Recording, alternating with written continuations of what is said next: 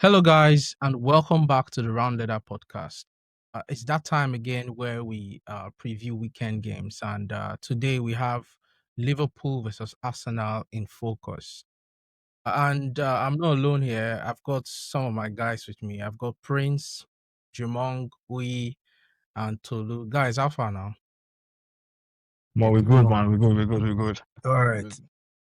Nice one, nice one. So like I said, we have the Liverpool versus Arsenal game in focus, and we're just going to start with Liverpool. Liverpool and Arsenal are still they still have 100% record in the league. Liverpool have struggled to win their last two games, but they've still won those games.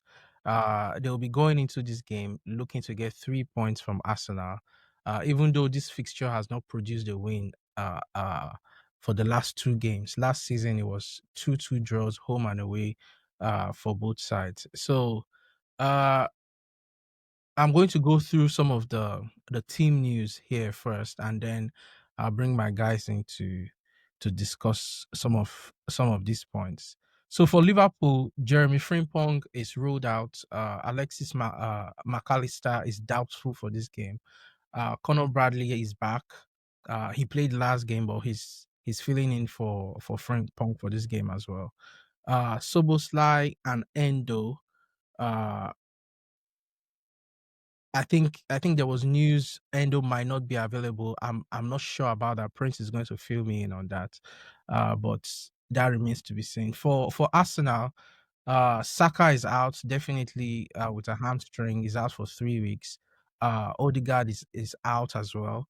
But they have Eze coming in for Odegaard, and they have the ever reliable Madueke filling in for Saka. So guys, let me start with Prince. Do you have any anxiety going into this game? I don't know if anxiety is the word. You know, I would rather say, I'm a little. Oh, I'm not the one playing the game, but I mean, I just think we should be cautious. I'm not afraid of the match. I think it's a winnable match for us. Despite our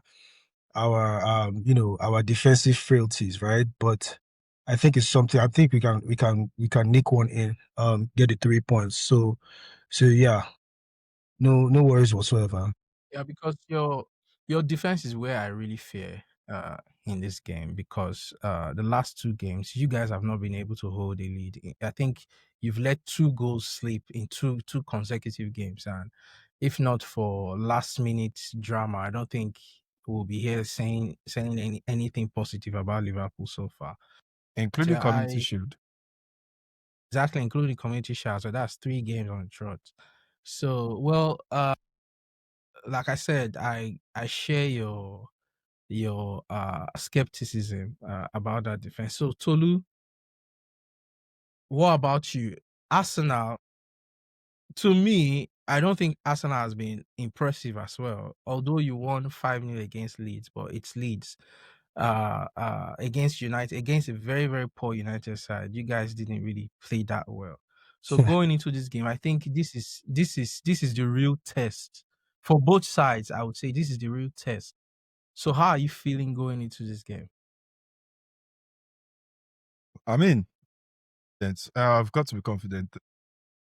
I know Arsenal hasn't looked really well, and I think the United game I was saying at the time, Arteta deliberately left the ball to United, and United fans were feeling so happy. And I told them, listen, if you wanted to drag midfield with you, your midfield is strong. And they found out the hard way against Fulham they played, and they realized, we were just playing with them. So, yeah. Currently, I think Liverpool's defense is what to get at. Konate's head is not in the game. I don't know, maybe because of the Madrid links or what's going on. He's just not focused at the moment. I would have enjoyed if Frimpong was around, to exploit the space he leaves behind. I think Bradley's a bit more disciplined. Gyokeres as well. Gyokeres is looking a bit out of his depth. The goal he considered against Newcastle where he was backing the ball was so funny. I don't know what he was trying to do there, trying to back who was it, Bruno's header. And Gyokeres is looking out of the depth as well. But sadly, he won't be going up against Saka. He'll be going up against Madueke. But still, it's something. I'm really hoping Odegaard can be back for that game so that we can play easy on the left. But if Odegaard is not back, like, this is the joy I have finally in the depth we have in the attacking space. Easy can play in the 10. We can have Martinelli out wide, but so we are going to get our Konate, we're going to get our Gyokeres if they don't have their head in the game. So Okay. Jumong No, and no, Louis, I'm going to come to you guys, but I want to go back to Prince on this one because I also want him to have a word on this. Go on, Prince, and then I'll ask you what I want to ask you. See I what was you're trying just to I was thinking we're talking about. We're still gonna focus on the team news, even though like I've not Yeah. heard anything. I've not heard anything about what's his name. Endo. Yeah, I've not heard anything about Endo not going to be part of the squad. For whatever reason. I think McAllister is doubtful because of his because of the birth of his child. But I I mean, not to I don't want to sound a little overreaching here, but I mean, it's been almost, it's going to be a week, so we should be back on the pitch, right? So yeah, but we don't really have any.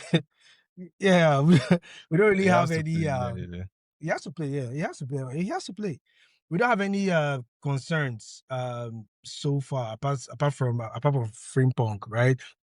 And Gomez, even though he made the bench last match, you still see that he's still, I mean, he's not fully fit. But yeah, I think he should still be part of the squad to go to play the match.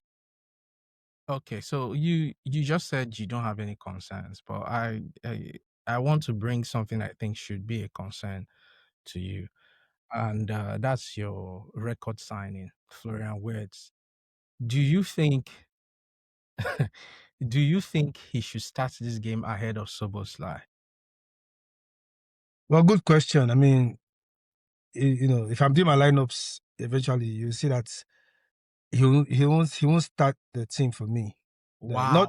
Not necessarily. So you see, one thing people should I don't know, we should learn to understand that yes, sometimes we just tend to attribute record transfer signings or the amount of value to mean automatic starts, right? I get that, right? But at the end of the day, we are looking at what works for the team in a particular moment, right? And also, it's not like we're talking about a 21-year-old, 22-year-old guy that's obviously for the future. I mean, he's good. His talent is well documented. Everybody knows what he's about in German league, but in the Premier League, it's a different. The Premier League is a different beast entirely. He's a little lightweight. He needs to, get buffer or just be more physical. So if physicality is a problem, you can see from the last match, he could not really impact the game in any way. He could not, he just tried a little niggles here and there, but he's too lightweight. So I would rather, there's something off about our setup, this season that's kind of finding us out. I mean, towards the end of last season, it was already rearing its head when we stumbled to the end of the season. But it's something that is not just working. So I think Slot has to kind of like take us back to, that solidity that we had the first part of last season. Having Soboslai at the top of the diamond, and then McAllister and Gravenberg, at the middle of the park. And then, try to build the game from there, or slow down the tempo of the game, whatever. And bring in Viets later to kind of like, if maybe you're in search of another goal, or you're just, you're just trying to, wear the game out or something, right? So I would rather Viet start on the bench for this match for me. Yeah, because I think you would agree that if Wirtz played 90 minutes against Newcastle, you don't win that game. Yeah, I mean, I think Slot has even mentioned it. The guys, the new boys coming in, they can't do 90 minutes. Even Ekitike, for all his brilliance, you can tell at the 75th minute mark of both matches, you can see he's already wearing out, panting and all of that stuff because nobody allows you to rest on the ball. So those guys coming from abroad, they can't do 90 minutes. Not now. Okay. I'm going to go back to Tolu before I get to my Chelsea guys. Tolu, this is going to be a debut for Eze. I'm not an Arsenal fan, but watching that walkout for Eze against Leeds, I tell you that was an iconic scene, and I think everyone can agree that this is really a dream come true for the guy. It's lovely to see. Let me put it like that. Like it seems like he's in the right place. So, what kind of game are you expecting from him in this game? I'm thinking Eze is going to be looking for his first goal. He's going to want to impress the fans. Like I said, there's something different when it's not about, you try to use money to get the player like you guys did with Caicedo, but when the player genuinely just Understand? What on rice? No. Wait. Let me stop you there. No. Let me stop you there. Caicedo chose to come to Chelsea rather than Liverpool. So Exactly. correct yourself. Go on. I mean, you guys can say it however you want, but he was already settled for Liverpool, But Same way Eze was already set for settled for Spurs. Tottenham. Exactly. No, yeah. So what are you saying? It was only that because Arsenal had not come in. In fact, the record goes that he called Arteta in again and said, "Listen, Same what's the deal tomato. here?" And Arteta is like, "All right, boy, let's get this done." And the boy, you can just tell, like, the boy genuinely loves the club. I mean, he's got childhood. This is not those facades when the player come in and they ask him, what club were you supporting when you were young? This, that. He's got his childhood baby shirts, Arsenal shirts. You get what? So this is just, yeah. He's got, so. I mean, that should just excite you now. What of Van Persie? Please move on, I beg. No, it's make your point. How can I not be excited? How can I not be excited? It's a player who genuinely loves the club, who wants to perform, and I can tell he's going to give it everything. Like, it's a question about how hard he's going to play. It's going to give you everything, and he was the one responsible for Liverpool losing that Community Shield. I mean, there's no question about it. It was easy. He was the one responsible for them winning the FA Cup as well. It was easy. He was the talisman. So our defense was responsible, not easy. Please go ahead. Your defense will still be responsible on Sunday. So yeah. Either way, he's going to be coming up against it again. I'm just looking for him to put a bit of spice in that game. Him and Rice, Gyokeres set up the goals. Yeah, it's going to be lit. Okay. Let me come to my Chelsea guys. This is a hit watch for so what are you guys feeling about this game? I'll give you my opinion or my assessment on this game, but I want to hear from you guys first. Uyi, please give me your thoughts on this game. Like, what are you thinking about this game, first of all? Yeah. So it's an interesting one. I've been very vocal about Arsenal since the season started. In fact, since they signed their most coveted striker, the one that they've been wanting to sign for the past how many years, Gyokeres. Now, what I would say is, because I think Arsenal flopped last season by letting Liverpool win the league, because I think the only time where Man City, who are supposed to be their strongest competitor, pretty much were sleeping, another team from somewhere was just going to win the league. Liverpool were not in the conversation last season to win the league, but they won the league. So with Arsenal, what we see is a team that constantly are supposed to be doing well, or there's an expectation for that team, but they never hit the expectation. And when they're supposed to hit the expectation, and that team will come and pretty much hit the expectation for them. And that's what happened last season. So now, for the game this weekend, Arsenal versus Liverpool, ideally, personally, I don't think Liverpool are still strong enough. Personally, I think they have frailties at the defense. Not think Frimpong is the best defender. We saw what happened with Gyokeres over, was it the weekend or when was it? or the first game week 1, he's not the strongest defensively. Also, it looks like we'll see. Time will tell. With those factors, bearing those factors in mind, I'd expect Arsenal to win this game easily. Easily, not even. But Wow. what will end up happening is that you would see a draw or a Liverpool win. It's possible, but ideally, pound for pound, Arsenal should be beating Liverpool on game week 3. Come on, That's the truth. who Hang wins on. easily at Anfield? Even Hang sitting in their on, pub, hang they'll on. win. Let's take it. I'm Hang really on, Tolu. surprised. Hang This on, is a Tolu. setup. Hang on, Tolu. I'm really This surprised. It's not a we setup. play. It is not This a is a setup. setup. No. It is not a setup. Nobody wins I easily mean, at even Anfield. What are okay, you can I talking about? land? Can I land? Okay, continue. It is not a setup. Let's look at it for what it is. Even Prince has alluded to the fact that his team don't have the best defense. They don't have a very strong defense.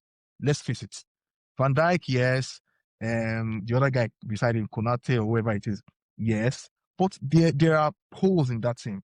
You just mentioned Florian Wirtz, and I'm going to come to Prince rather. I mean, you've signed a player for a record signing, and you tell me that he's not ready. He's too slim for the Premier League. Who gives a fuck about that? I mean, whose business is that? When we signed Caicedo for a record signing and he had a very bad first game, we didn't hear the last of it. And you are telling me now that you signed Florian Wirtz and you're going to be on the bench. My brother, he's going to play. He has to play. He has to start what do you call it? Returning interest on his investment. I mean, nobody cares, right? So that's why now if we go back to the game, I think Wirtz should play, but ideally, Arsenal fans will try to hide under any rock they want to hide. Tolu can do that for all I care. The truth is, let's go to the keeper. Yes, you can argue Alisson. In fact, if we're not having this discussion now, I'm sure Arsenal fans will tell you that Raya better than Alisson. Right? But that's arguable. It depends on which side of the fence you are on. But in defense, we're not going to argue that. Clearly, Arsenal have a better defense, the best defense in the league, you can say. Midfield, I think Arsenal have a better midfield than Liverpool. Then attack. I mean, I think Arsenal have a better midfield than Liverpool. Liverpool just signed Wirtz. That's what's making us feel like they have one of the best midfields. I mean, and Gravenberch. Oh, it's Gravenberch. Gravenberch couldn't start in Bayern. Are you kidding me? Because he had one last season. Let him come and play this season. Let's see. I'm not saying he's a bad player or he's a shit player. I'm not saying he's a bad player or a shit player. But Gravenberch is not Rice's level. Neither is he Zubimendi's level. Let's call a spade for crying out loud. You'll be surprised. You'll be surprised. The only place... No, Prince, I'm coming them. The only place I see a bit of competitiveness right in this game is the attack. And that is because Arsenal are without Saka. But even at that, they have Gyokeres, right? They have Izzy that are going to start. So pretty much... No, let's forget Madueke for a second. Pretty much for Liverpool, the only constant there is Salah that you know on a bad day he will turn up.